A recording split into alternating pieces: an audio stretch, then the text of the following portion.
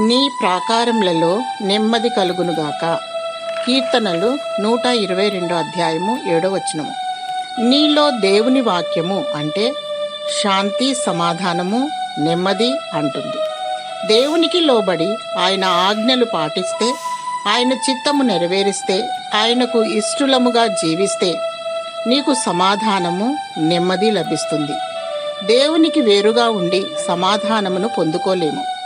నిజముగా దేవుణ్ణి వెంబడించు వారికి కష్టాలు, సమస్యలు, ఇరుకులు, ఇబ్బందులు, ఆటంకములు, వ్యతిరేకములు ఎన్నెన్నో మరియు ఓటమి ఉంటుంది.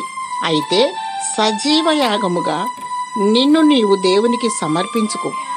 ధైర్యముగా ప్రభువైన యేసుక్రీస్తు నామాన్ని ఒప్పుకొని ఆయన బలిష్టమైన హస్తము క్రింద ఉంటే ఇరుకులో విశాలతనిస్తాడు. దేవుణ్ణి స్తుతిస్తే ధైర్యాన్నిస్తాడు. వాక్యాన్ని ధ్యానిస్తే విశ్వాసమిస్తాడు మరియు ప్రార్థిస్తే నీకు విజయమిస్తాడు. మది నిండా సత్యవాక్యాన్ని నింపుకొని నిష్కల్మషమైన వస్త్రములు ధరించుకొని లోకానికి వేరై వరుడేసు కొరకు వేచి ఉండుము. దేవుడు నీకు సత్య సమాధానమును, శాశ్వతమైన జీవమును దయచేయునుగాక. ఆమేన్.